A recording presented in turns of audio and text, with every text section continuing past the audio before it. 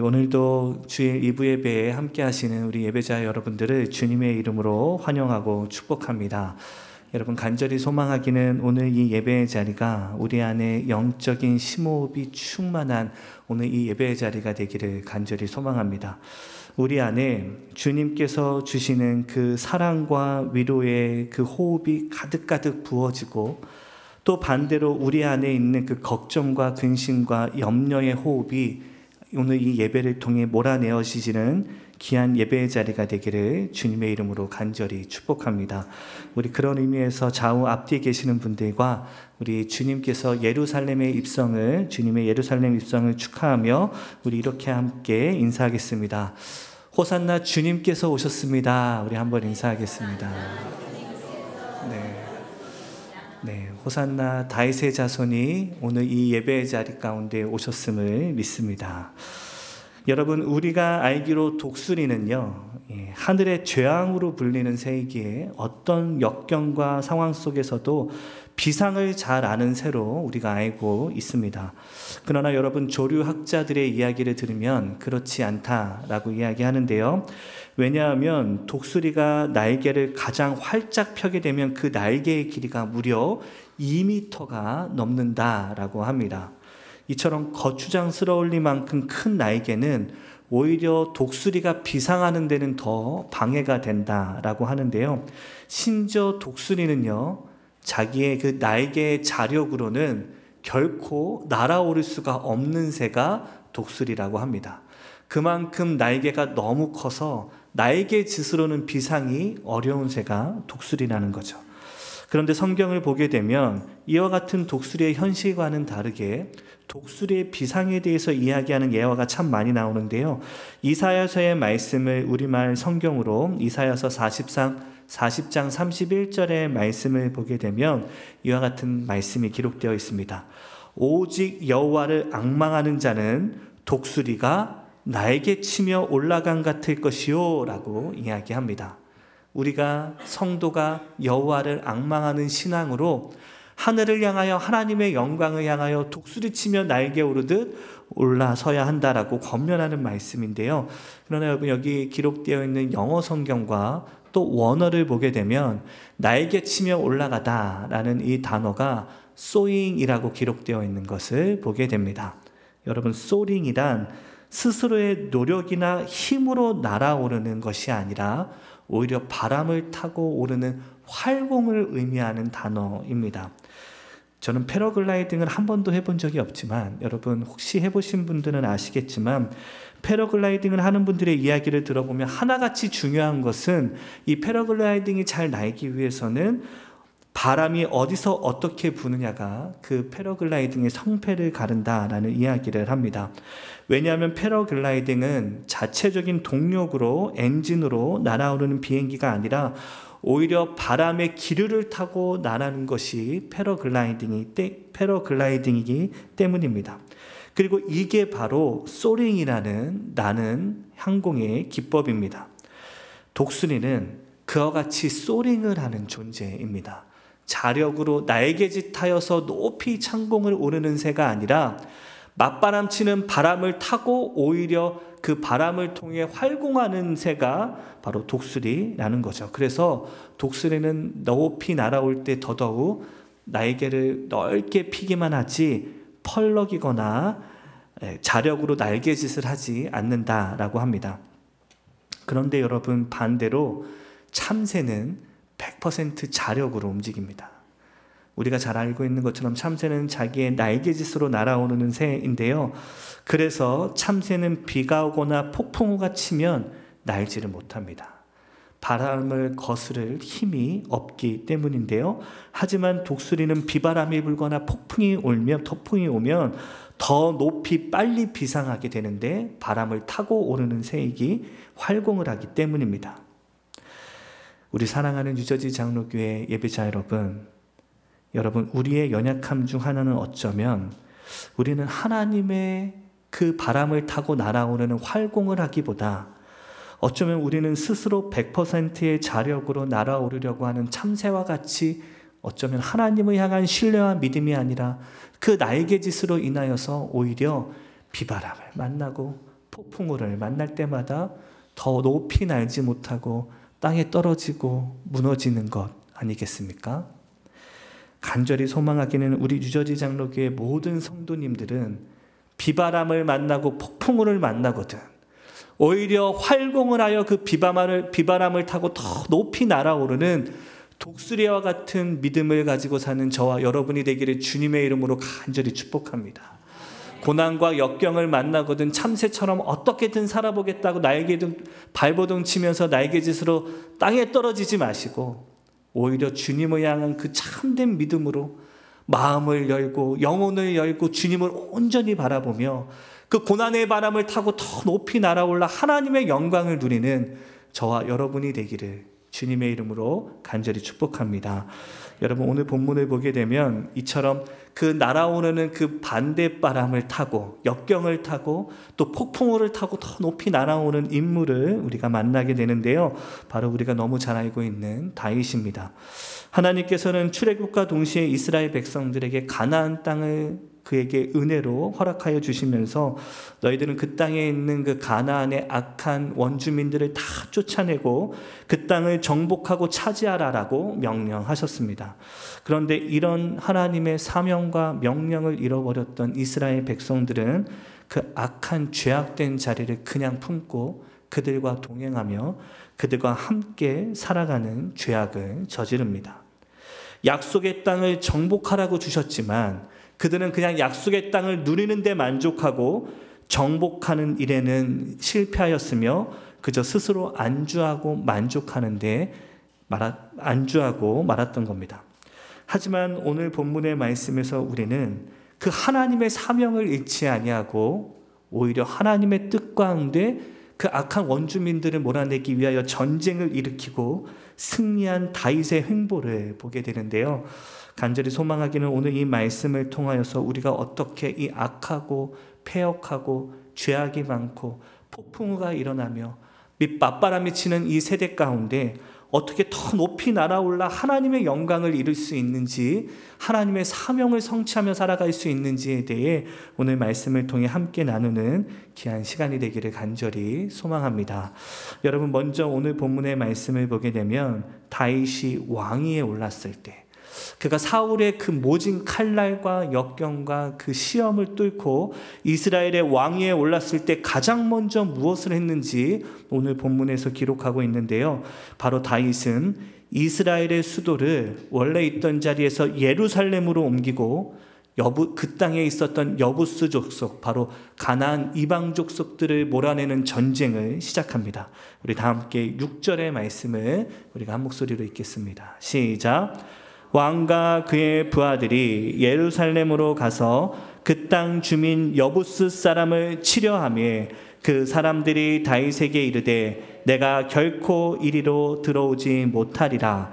맹인과 다리 저는 자라도 너를 물리치리라 하니 그들 생각에는 다윗이 이리로 들어오지 못하리라 함이라. 여러분 다윗이 왕이 되었을 때에 예루살렘 그 나라의 중심은 예루살렘의 시온 산성이었는데요. 하나님의 통치에 저항하는 이방 세력들이 앞서 말씀드렸던 것처럼 여부스 족속이 안타깝게도 그 예루살렘 시온에 살고 있었습니다. 여부스 사람들은 당시 시온 산성을 점유하고 있을 뿐만 아니라 산성을 짓고 외부로부터 그 이스라엘 백성들의 공격을 잘 막아내고 있었는데요. 유다 지파는 그들을 진멸하기 위하여 전쟁을 했지만 실패하였고 또 후세의 베냐민 자손들도 결국 동일하게 그들과 전쟁을 했지만 정복하지 못하고 실패합니다. 그런데 여러분 그곳이 원래 어디입니까? 그것은 하필 시온 산성이었습니다. 여러분 우리가 알고 있는 것처럼 시온산은 어떤 산입니까? 바로 아브라함이 아들 이삭을 내어드리기 위하여 올라갔던 그 모리아산이 바로 이 시온산성입니다. 그리고 게다가 장차 다윗의 장막과 솔로몬의 성전이 세워질 곳이 바로 이 시온산입니다. 예수님께서 그리고 십자가에 달려 돌아가실 때 그 십자가가 세워지는 자리가 또한 이 시온산입니다. 오늘 예루살렘을 입성하시는 호산나 호산나 다윗의 자손이여 라고 사람들이 맞이하였던 그 예루살렘 시온산이 바로 오늘 본문의 장소입니다. 그만큼 이스라엘 백성들에게 있어서는 이 예루살렘 시온은 그냥 지형적인 의미에서 중요한 것뿐만 아니라 신앙적으로 역사적으로 하나님 앞에서 귀하고 의미 있는 자리였습니다. 그런데 그 땅을 끝끝내 정복하지 못하고 있었던 겁니다. 하지만 여러분, 지형적으로 봤을 때는 그럴 만도 합니다. 역사적으로 보면 이 성은 원래 쉽게 정복하기 어려운 난공불락의 성이었습니다. 가나안 땅을 정복한 이후에 그 어떤 지파도 이 땅을 정복하지 못하였던, 한 번도 정복되지 않았던 땅이 또 이 산성이었는데요. 지형이 너무 가팔라서 기본적으로 그 산을 오르는 것 자체가 힘들고 어려웠고, 신학자들의 이야기하면 그와 같은 높은 지형과 산세로 인하여서 천혜의 요새라고 불리는 성이 바로 이 예루살렘의 시온성이었습니다. 그런 지리적인 특징을 포함하여서 그 땅을 차지하고 있었던 여부스 족속은 매우 호전적으로 전쟁을 즐겨하는 족속이었기 때문에 이스라엘 백성들이 그 땅을 정복하는 것이 결코 쉬운 일이 아니었던 겁니다. 그런데 여러분, 정말 안타까운 것은 이처럼 그 땅이 정복되지 못하고 있는 것도 안타까운 일이었지만, 그렇게 정복하는 것이 힘들고 어려운 상황이었다는 것도 안타까운 일이었지만, 이와 같은 역사가 길어지다 보니까 어떤 일이 일어났냐면, 이스라엘 백성들 중 누구도 저 땅을 우리가 차지해야 된다는 사명을 갖고 부담감을 갖고 기도하는 사람들이 없었다라는 겁니다. 시간이 점차 지나고 나서부터는 하나님께서 주신 그 땅을 차지하고 정복하라는 사명이 잊혀져 가고, 그들은 그저 그들과 함께 동행하며 살아가는데 익숙해지고 있었던 겁니다. 아무도 그 땅에 대한 정복을 꿈꾸지 않았고, 가나안 원수들과 적당히 타협하며, 죄악과 타협하고 그들과 타협하며, 그들이 넘어오지만 않으면 괜찮지라는 마음으로 그냥 공존하며 살고 있었던 겁니다.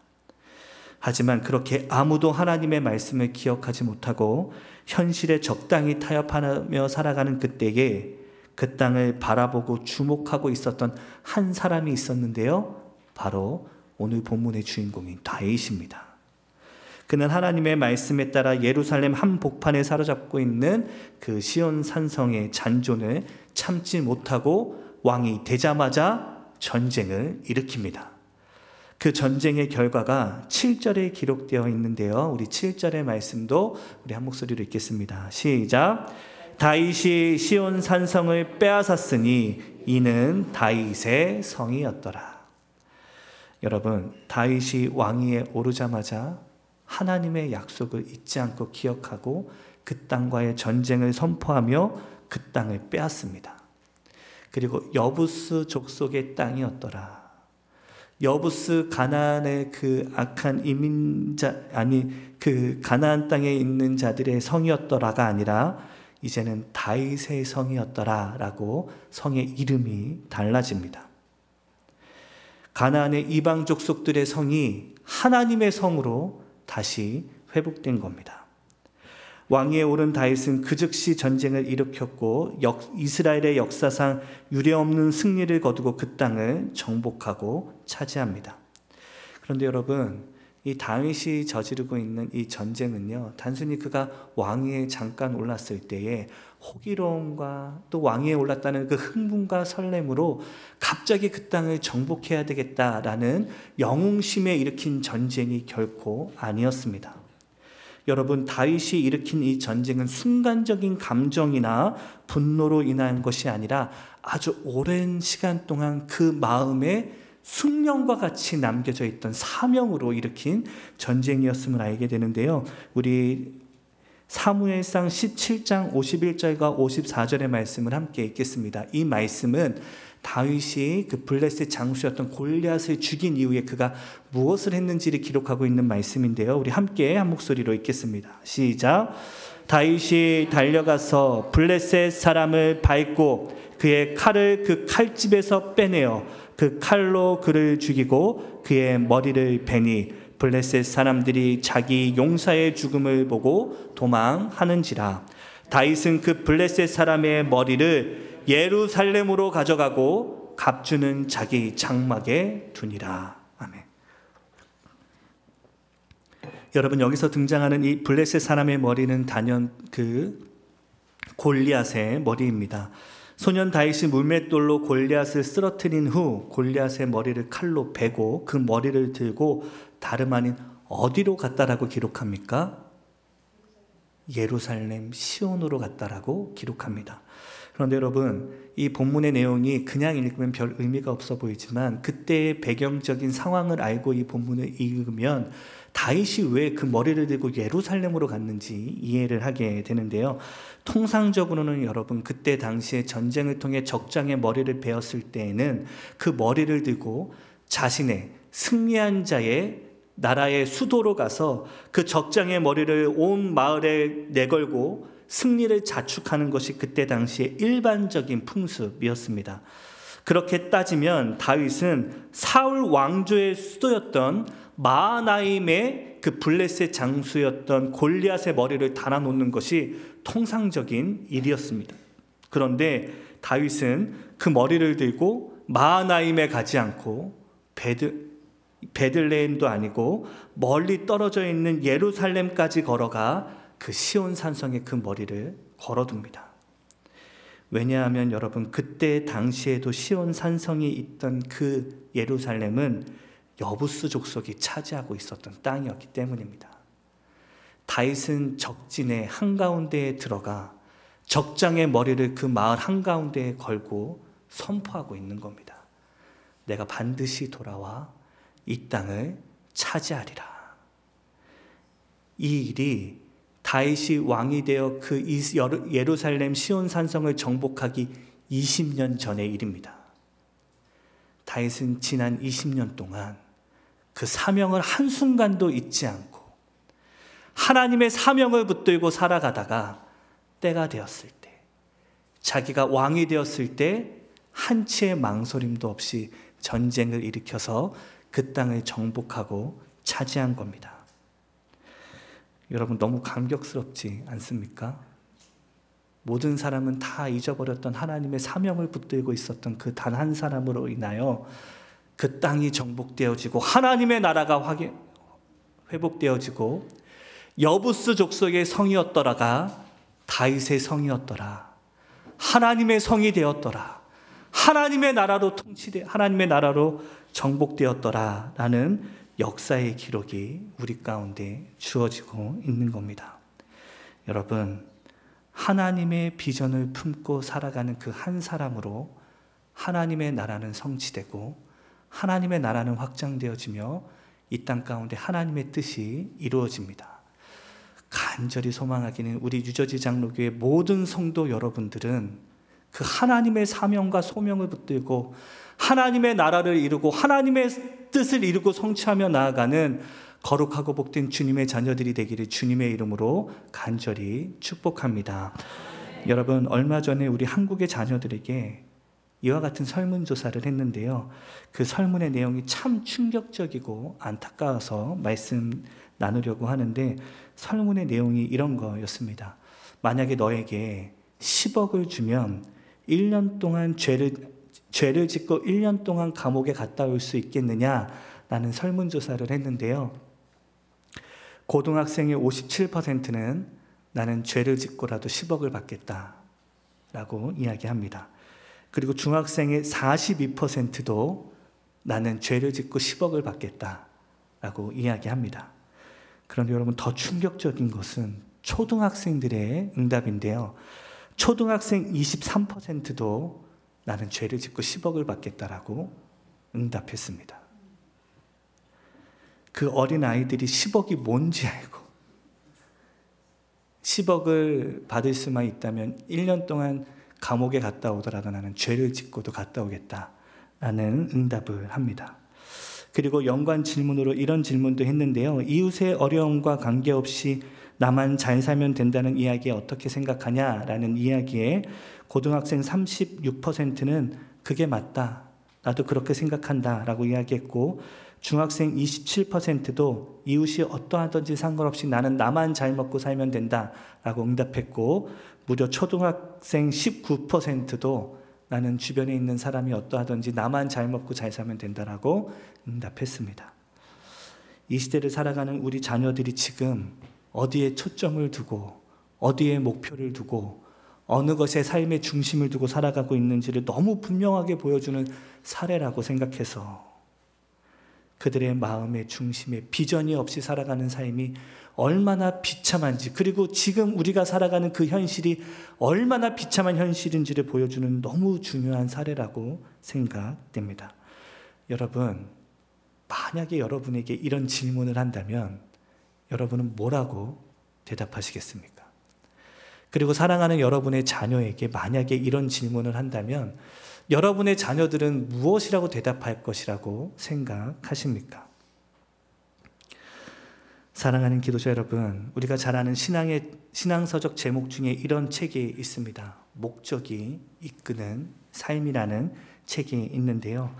여러분, 분명한 그렇게 하나님으로부터 받은 목적을 갖고 사는 삶은 이렇게 그의 삶에 늘 하나님의 뜻이 이루어지고 하나님의 영광이 드러나며 하나님의 나라가 성취되어지는 역사가 일어나지만, 아무런 하나님께 받은 사명도 없고 목적도 없이 살아가는 자는 그저 자신의 만족과 이익과 이기심과 자기중심적인 삶으로 인하여 세상 가운데 악을 퍼뜨리고 자기의 이익만을 쫓고 사는 안타까운 고통의 삶을 살 수 있음을 오늘 본문이 우리에게 가르쳐주고 있는 겁니다. 오늘 본문 12절의 말씀을 제가 다시 한번 읽어드리겠습니다. 다윗이 여호와께서 자기를 세우사 이스라엘 왕으로 삼으신 것과 그의 백성 이스라엘을 위하여 그 나라를 높이신 것을 그가 알았더라. 사랑하는 기도자 여러분, 다윗은 하나님이 자기를 왜 왕으로 세운지를 아는 자였습니다. 하나님의 나라를 위하여 하나님의 뜻을 성취하는 사명을 감당하고자, 자기의 이익과 만족이 아니라 자기의 이기적인 마음을 성취하기 위하여 그 귀하고 복된 자리를 허락한 것이 아니라 하나님의 나라와 주님의 몸된 교회를 위하여 그 귀한 사명이 허락된 것을 알고 그 일을 위하여 목숨 걸고 정쟁터로 나아가는 주님의 자녀였던 겁니다. 간절히 소망하기는 저와 여러분의 삶이 그렇게 하나님의 뜻을 이루고 성취하는 거룩하고 복된 삶이 되고, 우리 뉴저지 장로교회가 그렇게 하나님께 받은 사명과 목적을 이뤄드리기 위하여 귀하게 쓰임받는 주님의 몸된 교회가 되기를 주님의 이름으로 간절히 축복합니다. 여러분, 그리고 이어지는 말씀을 보게 되면 이 여부스 족속은 다윗의 군대가 이 예루살렘 성을 침공할 것이라는 소식을 듣게 되는데요. 그 소식을 들었을 때에 그들의 반응이 6절에 기록되어 있습니다. 우리 6절의 말씀을 우리 한 목소리로 함께 읽겠습니다. 시작. 왕과 그의 부하들이 예루살렘으로 가서 그 땅 주민 여부스 사람을 치려하며 그 사람들이 다윗에게 이르되 내가 결코 이리로 들어오지 못하리라. 맹인과 다리 저는 자라도 너를 물리치리라 하니 그들 생각에는 다윗이 이리로 들어오지 못하리라 합니다. 여러분, 다윗이 이 예루살렘 성을 치고자 했을 때 이 땅에 있던 여부스 족속들은 무엇이라고 이야기합니까? 다윗 너는 절대로 이리로 돌아오지 못하리라. 이 땅에 있는 맹인과 다리 저는 자들이 너를 물리치리라. 그들 생각에는 다윗이 결코 이 땅을 들어오고 정복하지 못할 것이다 라고 생각했습니다. 왜 그렇습니까? 앞서 말씀드린 대로 이 땅은, 이 예루살렘 시온은 천혜의 요새이고 아무도 공격하고 정복하지 못하는 난공불락의 요새였기 때문입니다. 그러나 여러분, 이 지형이, 이 성읍이 난공불락의 성이 되었던 또 다른 이유가 있는데요. 이 가파른 지형과 높은 산성뿐만 아니라 그 시온 산성 안에는 우리가 잘 알지 못하는 수원지가, 샘물터가 그 안에 있었습니다. 여러분, 보통 성읍은요, 성 안에 이 샘물터가 있는 경우는 별로 없습니다. 보통은 그 성읍 근처의 주변에 많은 사람들이 함께 누리고 이용할 수 있는 샘물터가 있기 때문에 성 안에 있는 사람들도 성문을 열고 나와서 그 샘물을 길러 가지고 가서 성 안에서 사는 것이 보통 풍습이었고 보통의 성읍이었는데, 유독 이 예루살렘의 시온 산성만큼은 땅을 파고 깊이 내려가면 숨겨진 샘물터가 있었던 겁니다. 그래서 성읍이 오랫동안 전쟁을 하다가 포위를 당하게 되면 이 샘물이 없어서 결국에는 성문을 열고 나오면서 공격을 당해서 무너지는 경우가 많은데, 이 성읍이 천혜의 난공불락의 요소가 됐던 이유 중에 하나가 바로 그 성읍 안에 있는 이 샘물터였는데요. 바로 이런 모습으로 그 예루살렘 성 안에 샘물터가 있었습니다.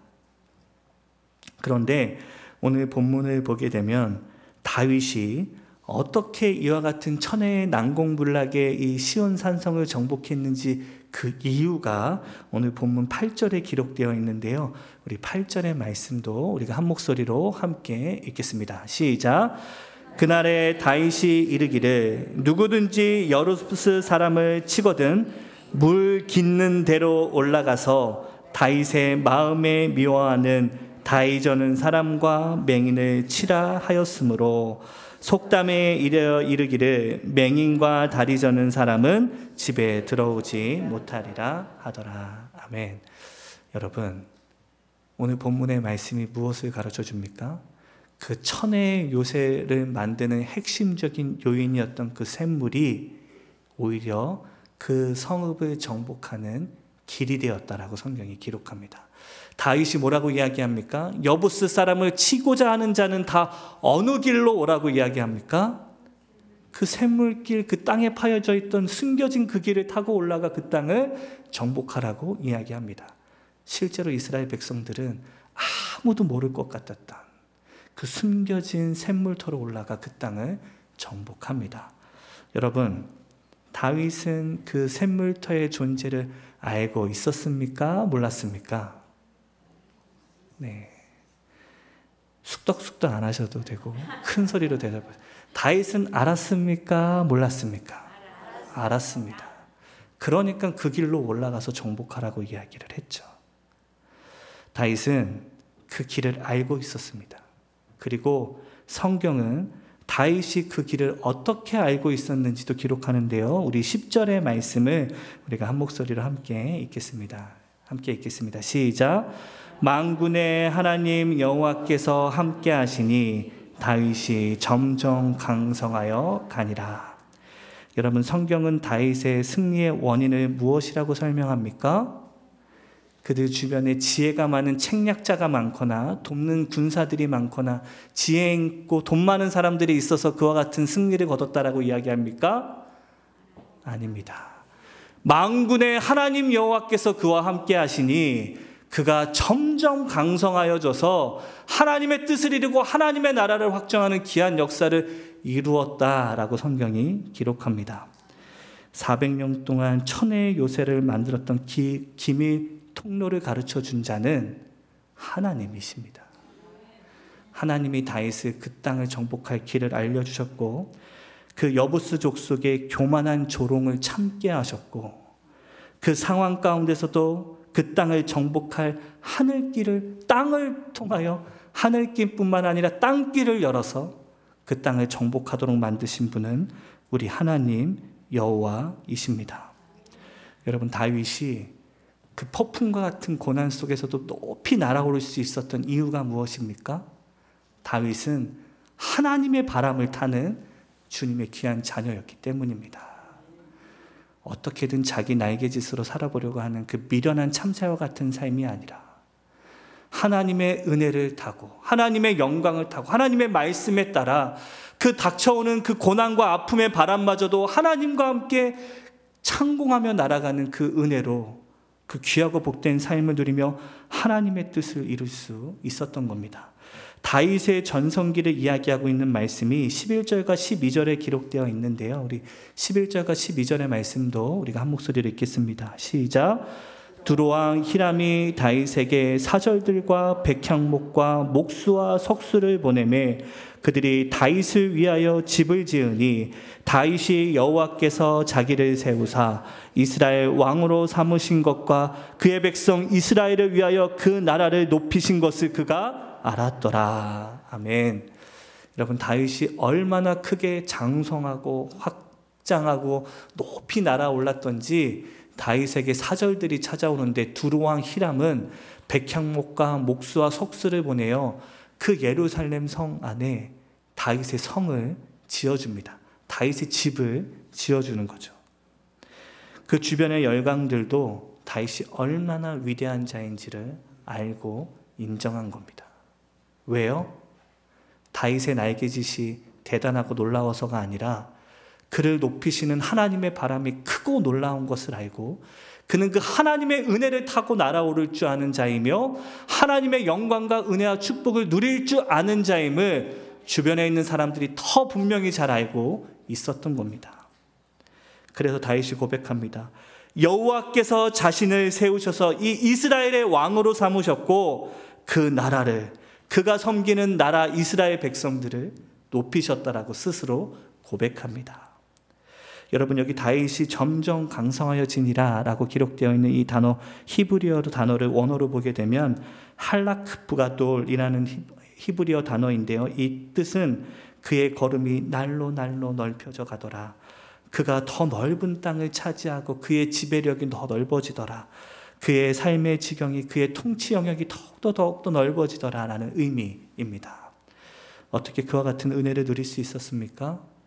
그는 하나님의 은혜를 타는 인생이었고 하나님께서 주시는 영광과 은혜와 축복을 누리는 거룩하고 복된 인생이었기 때문입니다. 사랑하는 우리 뉴저지 장로교회 모든 예배자 여러분, 저와 우리 여러분의 삶이 이렇게 하나님께서 일으키는 그 거룩하고 복된 영적인 바람을 타고 주어진 삶의 자리에서 독수리처럼 활공하여 오르는 거룩하고 복된 여러분의 삶의 자리가 되기를 주님의 이름으로 간절히 축복합니다. 아무리 거세고 힘들고 어렵고 폭풍우가 치더라도 참새와 같이 날개짓 하다가 땅에 떨어지는 가난한 인생들이 아니라 오히려 그 바람을 타고 주님의 은혜 가운데 더 높이 날아올라 지경을 넓히고 하나님의 뜻을 이루며 하나님의 나라를 세워 나아가는 저와 여러분의 거룩하고 복된 삶이 되기를 주님의 이름으로 축복합니다. 여러분, 그러나 우리의 삶이 그렇게 녹록하지는 않습니다.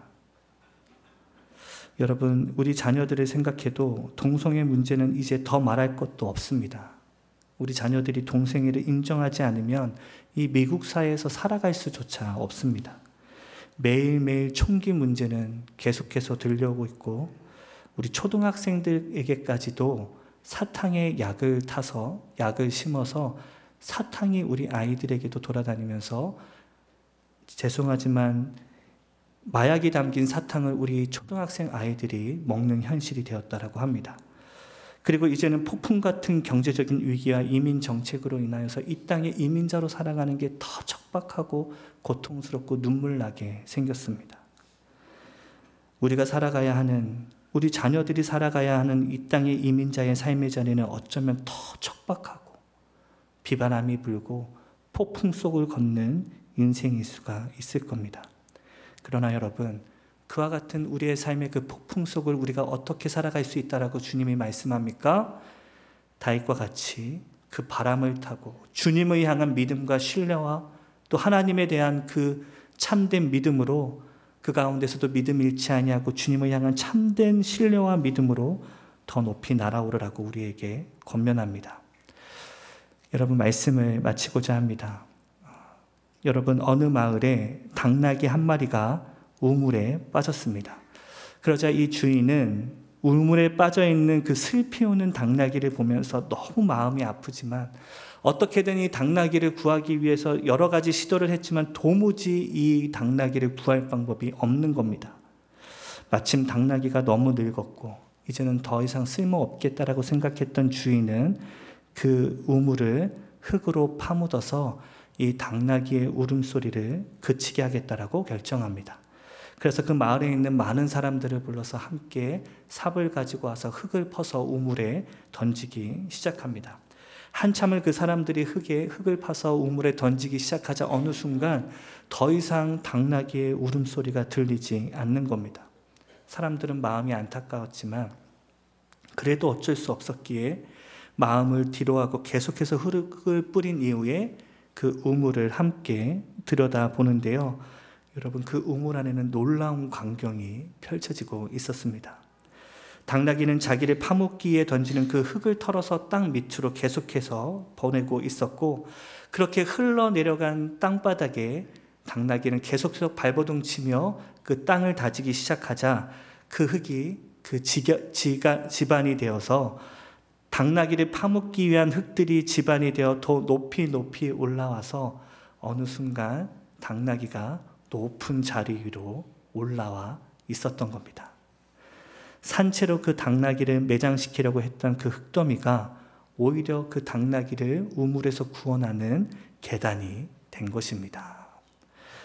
사랑하는 우리 뉴저지 장로교회 모든 예배자 여러분, 저와 여러분의 삶의 고난이 그 흙더미가 되기를 주님의 이름으로 간절히 축복합니다. 오히려 그 고난을 통해, 그 폭풍우를 통해 더 높이 날아오르는 저와 여러분이 되고, 여러분을 파묻고자 하는 그 악한 사단마귀의 그 흙부림이 나를 더 높은 자리 위로 올리는 기반이 되어서 저와 여러분의 삶이 날마다 그 주님의 은혜로 더 높이 날아오르시고 더 높은 지경으로 나아가는 거룩하고 복된 저와 여러분의 삶의 자리가 되기를 주님의 이름으로 간절히 축복합니다. 우리 주신 말씀의 은혜를 생각하며 함께 기도하겠습니다. 사랑과 은혜의 하나님 아버지, 감사합니다. 오늘 이 거룩하고 복된 주일, 특별히 예루살렘으로 입성하시는 주님을 호산나 다윗의 자손이여 우리를 구원하소서 외쳤던 그 무리들의 그 환성 소리와 함께 주님의 오심을 기뻐하는 이 종려주일, 아버지, 우리가 다시 한번 주님의 오심을 기억하며 고난과 십자가의 길을 걸어가면서도 포기하지 아니하고 땅길을 열어주시고 하늘길을 열어주시며 우리의 삶을 더 높은 지경으로 인도하시는 그 하나님의 손길을 바라보며 의지하도록 인도하여 주시며 감사합니다. 우리의 삶이 그렇게 불어닥치는 폭풍우 가운데서도 바람을 타고 더 높이 날아오르는 활공하는 삶 되게 하여 주시고, 하나님께서 허락하여 주시는 그 영광과 은혜와 축복을 삶의 자리에서 가득가득 누리며 나아가는 거룩하고 복된 우리의 삶이 되도록 축복하여 주시옵소서. 오늘 이 자리가 그렇게 주님의 은혜를 누리는 거룩하고 복된 예배의 자리가 되기를 간절히 소망하오며 모든 말씀 우리 구주 예수 그리스도의 이름으로 간절히 기도하옵나이다. 아멘.